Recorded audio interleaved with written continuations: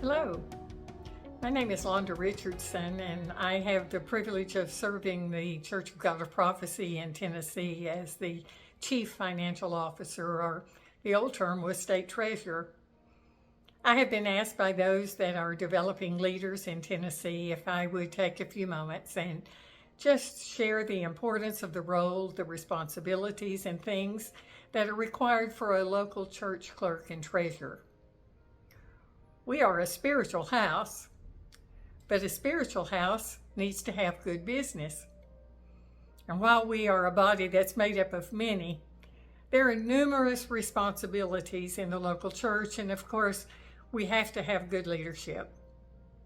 But I must admit to you that of all the responsibilities and roles that I know of, one of the greatest is that of the individual who will serve the local church as the clerk and treasurer. Someone has to accept the responsibility of receiving funds and dispersing them according to the guidelines of the International Assembly and the wishes of the local congregation. It's imperative that bills be paid on time and that all of our business be conducted with the highest ethics. The role of the local church treasurer should never be regarded as one that just anyone can fill. But if you're looking for a church clerk, it needs to be prayed over. It needs to be discussed thoroughly. And if you should be the one that is asked to fill this role in your local church, then you too should cover it in prayer. It's going to require time. It's going to require dedication. It's going to require a lot of effort. It will take many hours. You need to know that you are not just doing this for the local church, but this is God's business. Church business should never be done in a sloppy or a haphazard manner, but it should be approached with the highest effort. We are serving God, and everything we do is under the eye of the Almighty God. I don't know about you, but I want to make certain that I please Him. And whatever I am doing in His kingdom, I want it to be my very best. I hope that no one would shy away from the role of church clerk and treasurer because of the responsibility, because it is so important and it is so needed. Tennessee is blessed with some of the finest that I know of. I've been blessed to serve with them now for many, many years. We have some very faithful people. We also have some that are getting older in years and their health is not as good, and some are stepping to the sidelines. So every month there are several new that are coming on. These individuals want to serve well, and you just may be one of them. Or perhaps in the future you might be asked to serve in this role. So I'm going to take some time, and I hope to go step by step to share with you some things that I am aware of. I don't have all the answers. I don't know everything, but I am happy to serve and I'm happy to share. May the Lord bless you as we share together.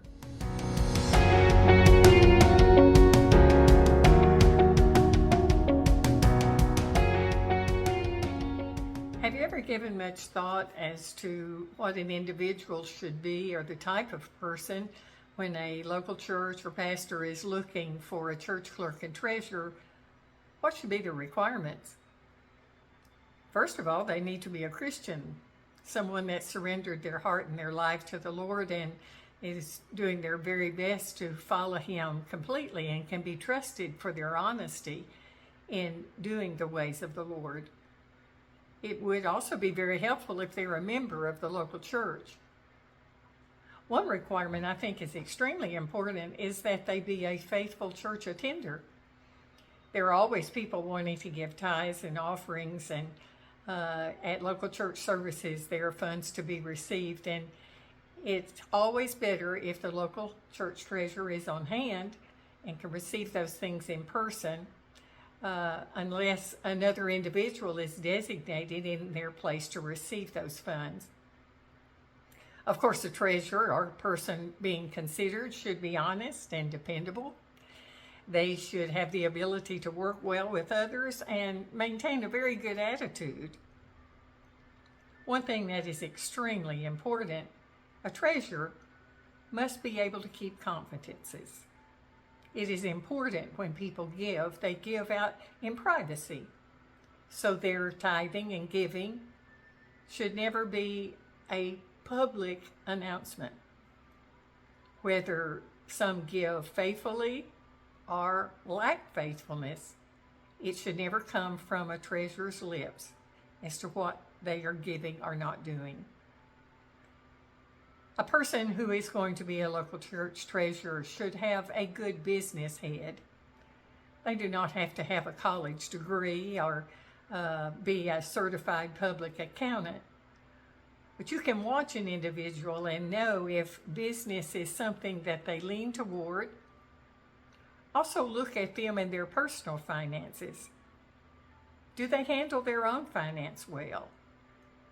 And when it comes to tithing and giving in the local church, I would never want an individual to have that responsibility who was not exemplary themselves in tithing and giving. I think it's important that any individual, regardless the responsibility that they have, they should be willing to learn. None of us know it all. We all have much things that we can improve in. Most importantly, a church treasurer should be trustworthy. Someone that there is no shadow on their character or on their faithfulness. They for the most part, may not be very loud or boisterous, but they're dependable. They realize the importance of the role and they're honored to even be thought of or considered. We find them in most every local church. And I realize it is not easy to find someone who will be willing to accept that responsibility. For those who already serve in Tennessee, we're so grateful for all that they're doing. If you happen to be looking for a church treasurer, I pray God guides you. And if you've recently been approached for that position, I pray that after you pray, that you would be willing to say yes.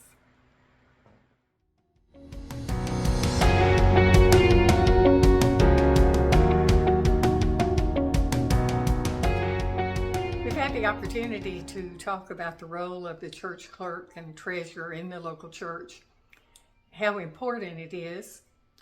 We've also shared about the type of individual, their characteristics, what type of person you should consider before being placed into that type of role. However, for a few minutes today, I want to talk about what is extremely important, and that's what are the responsibilities of the church clerk and treasurer. I'm really going to deal more with the treasurer aspect. So I want to share that with you for the next few moments. I suppose the one word that stands out to me more than anything else is that when you consider a treasurer, that word is responsibility. That is a great big word. But as a treasurer, that is something that you must accept. You shouldn't shy away from it. You should not take it for granted. But being a treasurer holds a lot of responsibility. Periodically today, I'm going to make reference to a book that was prepared a number of years ago by the Stewardship Ministries Department of the Church of God of Prophecy. It's called The Church Treasurer's Guide. It has a lot of very good information in it, and I wish I could tell you you could call international offices and get a copy. However, when I inquired, I found that it's no longer available. However, I do have a copy in my office. So if you would be interested, or if I could share something of benefit, I would be glad to make some copies and share it with you. I am going to quote some today from this Church Treasurer's Guide and share with you verbatim some of the duties that are included.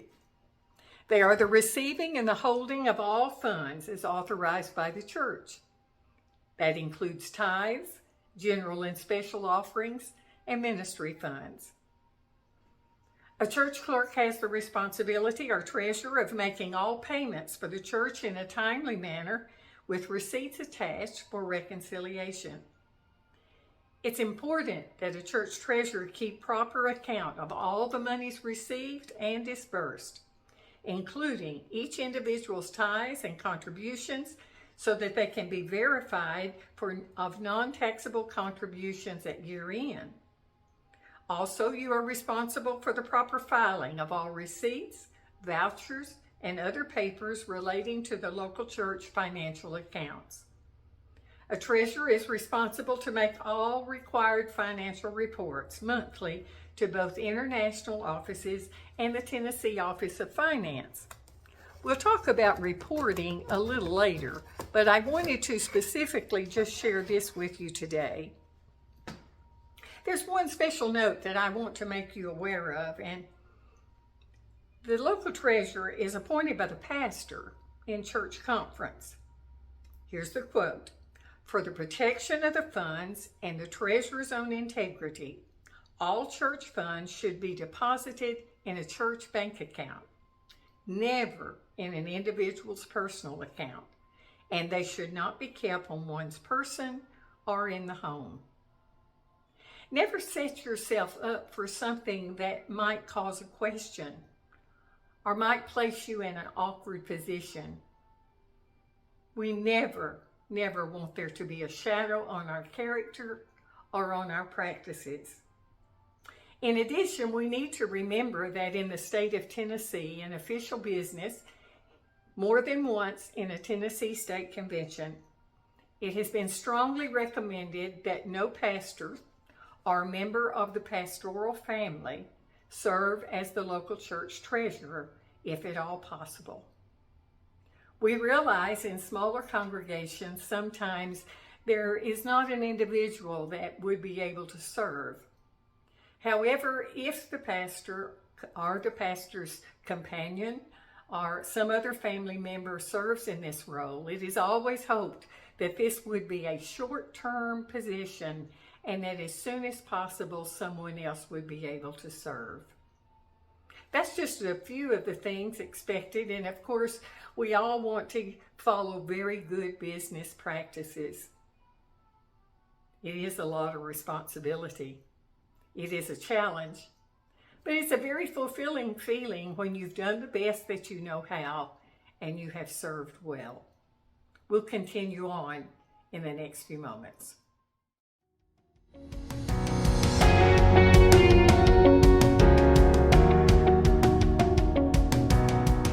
We've shared a lot about the important responsibilities that a local church treasurer has. And of course, it's extremely important that receipts and disbursements be posted in a timely manner so that if the treasurer is asked for a report or something, they are able to submit that to the pastor or the church board without too much difficulty and without too much time passing. There are some reports that are necessary on a regular basis. Of course, the ones probably most important are those to the pastor in the local church or the church board. This needs to be, it will vary from church to church, but it is recommended that it be done at least once a month so that you are keeping the pastor and the church board abreast of how the financial standing of the local church is, and if there are any particular concerns or bills that are coming due that additional funds are needed. There are two reports that are required by treasurers every month in the Church of God of Prophecy. The first one of these is to the Tennessee Office of Finance.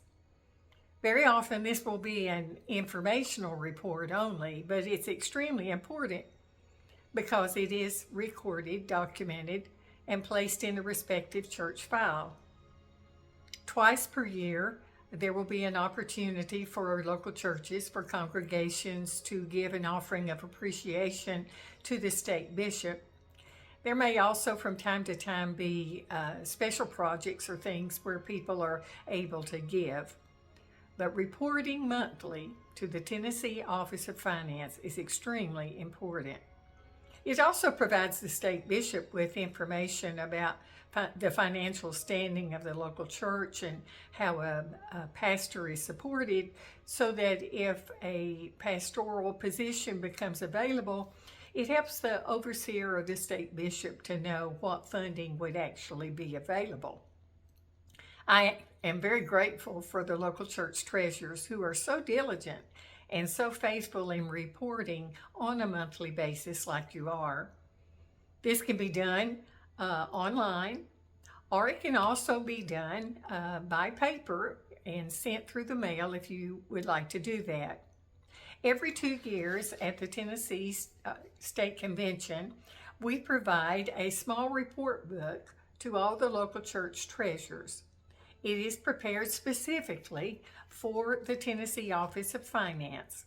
We also include in the packet with that little report book return envelopes, so that you have it, you can fill out the report, you can put it in the envelope and send it directly to the Tennessee Office of Finance.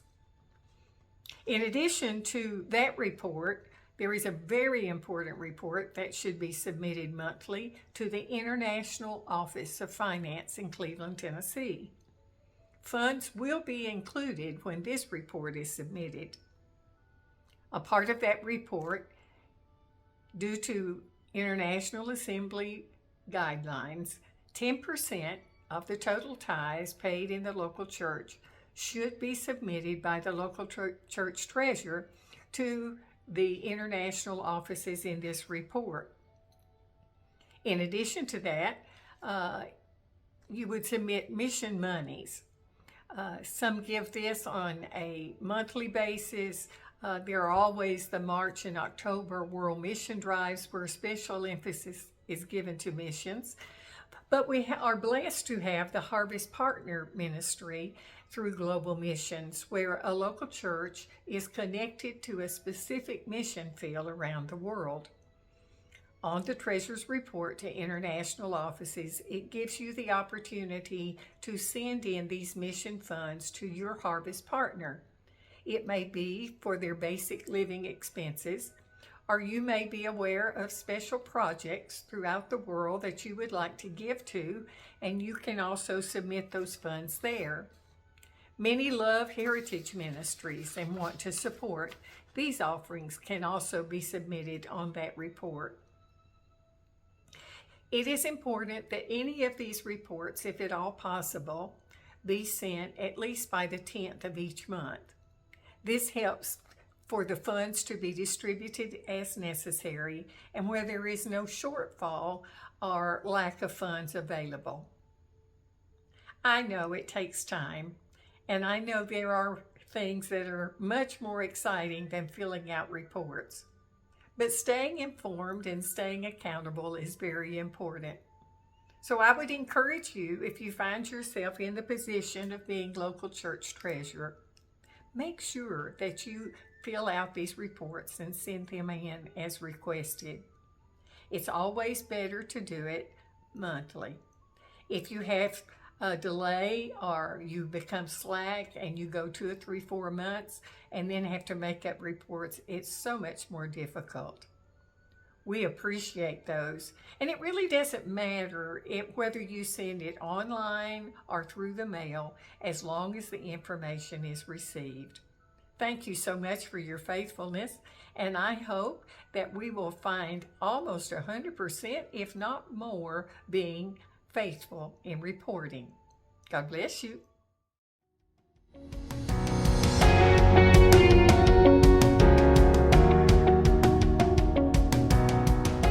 We've talked about the monthly reports that a church treasurer is responsible for to both the Tennessee Office of Finance and to international offices.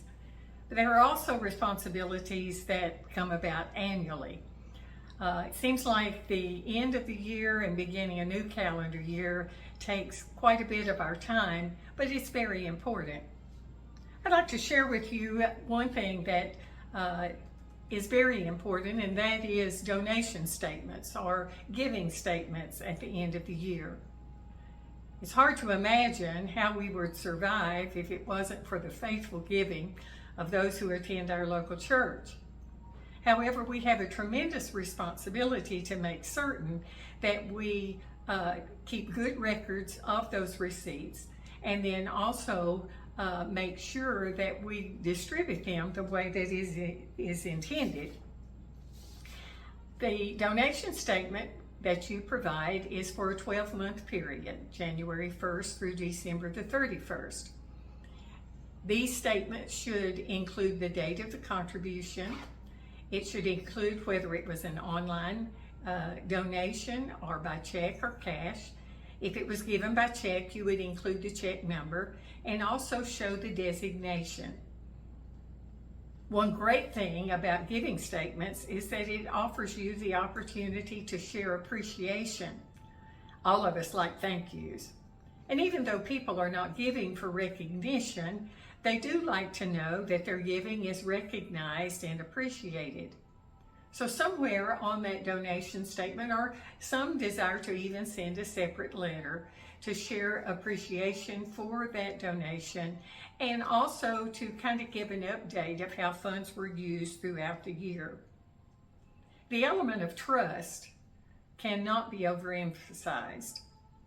People give because they love God and they love the church, and they trust us to distribute that money the way they have asked. If you ever lose the element of trust, it's very hard to get it back. So as we prepare the donation statement, we want to look over it carefully and make sure that we haven't overlooked anything. Now, humans make mistakes. So one good thing about a donation statement, especially if you are posting offerings on a computer, you might by error post to the wrong person, or you could perhaps put it in a fund that it wasn't designated for. It was human error. But as you prepare the donation statement and you review these, then you are more likely to pick up on that before it's given to the individual. When people see what they have given and realize that it has been used for the purpose intended, it makes them feel good, but it's also a means of perhaps an incentive to give more. And then there's always the individual perhaps that has not given quite as much as they thought. And when they receive that statement, they look it over and think, I could do better. You prepare the donation statement at the end of the year, and it should be in the hands of all of those who have given by January 31st of the new year. Means a lot, takes a little time, but thank you for preparing those statements so that others will have a good record of their giving.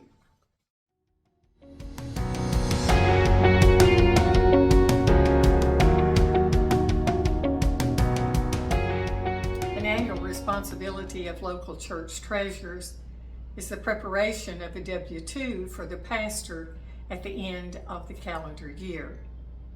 This will be the amount of tithes and offerings that was paid to him or her from January 1st to December 31st of any respective year.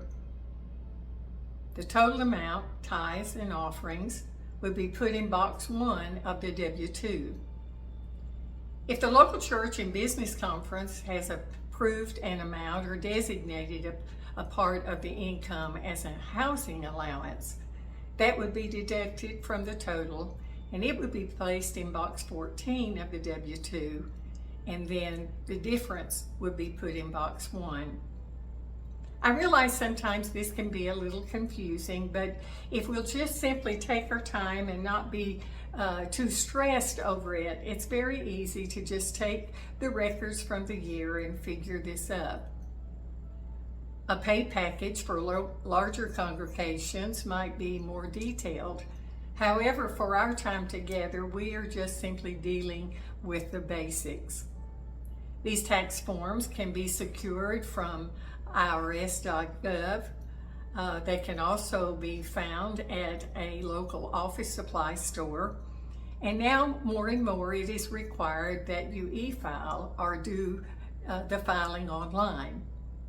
You give the pastor a copy of the W-2, providing additional copies as needed. You have a copy for yourself, and then by January 31st, you would send a copy with a W-3 to the Internal Revenue Service.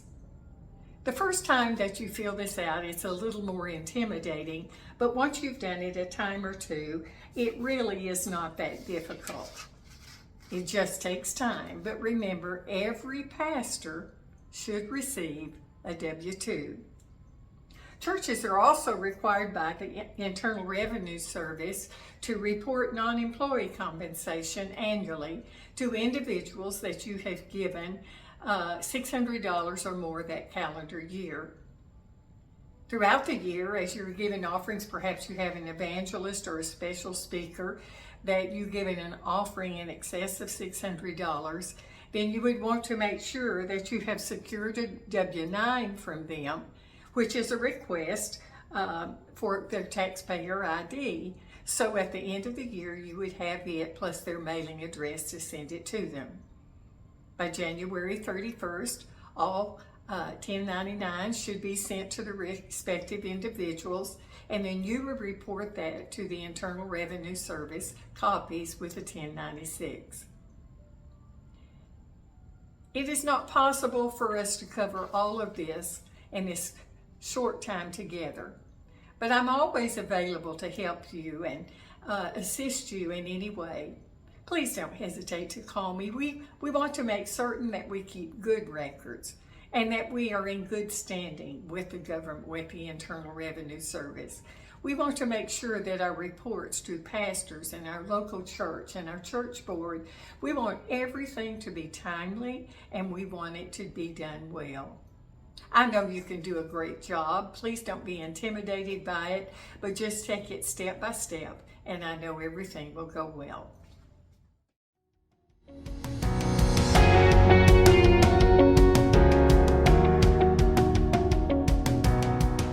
I'm very glad that I've had the opportunity to share with you the last little bit about the important role of the church clerk and treasurer. Sometimes we might forget the confidence that's really placed in us when a pastor selects us or appoints us to serve in that position. It is an honor to be there, and they are showing that they trust and have a respect for us and have confidence in our ability, or they would never ask. But I want to share something that we need to always consider. A lot of times when the enemy wants to attack a church, he begins with finance. Somebody may lack understanding, they may be confused or disagree with the way funds are being spent. They may be upset about something totally non-relative to finance, but then they seem to want to attack finance. So the best way I know to deal with that when the enemy brings it up is for us to be ahead of him and be extra prepared and realize if something comes up what the enemy is trying to do to us. So if you don't mind, I'd just like to share a few things to remember. If you are serving the local church as treasurer, you serve the church. And you do so before God to please Him. Church funds are not your money. They are God's money. And you have the responsibility to disperse those funds or to handle those funds in a way that pleases Him, because God is always looking. We always respect people's wishes, their desires about the funds they give, and we never want to overlook them or disrespect their wishes. Questions are not indictments. Don't take offense. If someone asks you something about the finance, answer to the best of your ability. If it makes you nervous or you just can't think at that moment, just excuse yourself politely and say, I'm so sorry, I can't remember, or I'm not certain. I want to give you the correct answer, so give me just a little time and I'll get back with you. And do just that.